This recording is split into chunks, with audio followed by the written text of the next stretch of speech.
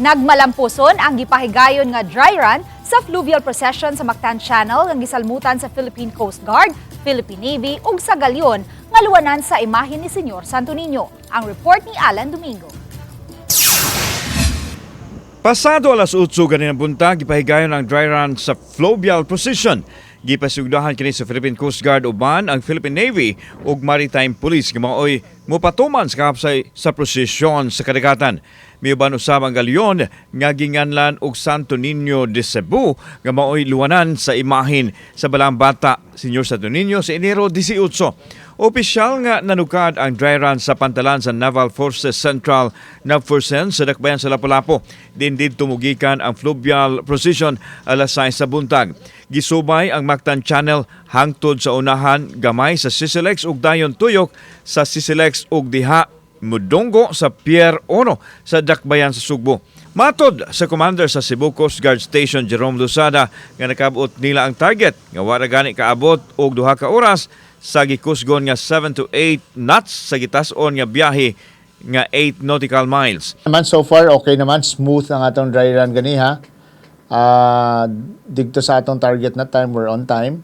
Nalan tayo mga minor nga adjustments na imoon siguro as na-observe na to during the dry run.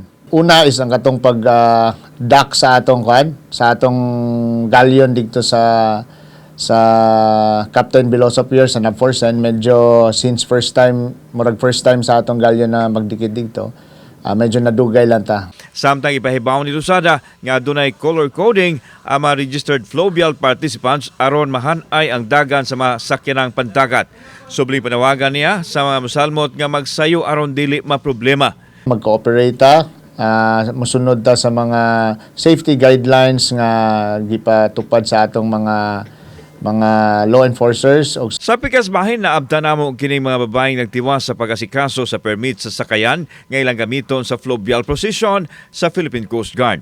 Nauwahi sanglit gikan pa sila sa isla sa Hilutungan lungsod sa Cordova. Panaad na matod pa nila sa Batang Hesus ang pag-apil sa Fluvial Procession matag tuig isip pasalamat sa grasya ug panalangin kanila. Halad usab kini sa miyembro nga adunay balatian sa lawas. Apil sir kay nakasaad man jud mi.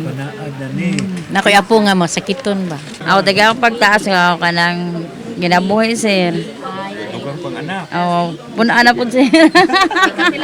Gipaniguro sa Philippine Coastguard ug sa Philippine Navy nga luwas ang pagpahigayon sa Fluvial Procession nga ipahigayon karong adlaw Sabado, Enero 18. Uban si Clue for Lumayag, ako si Alan Domingo. Pit Señor, mga kapuso.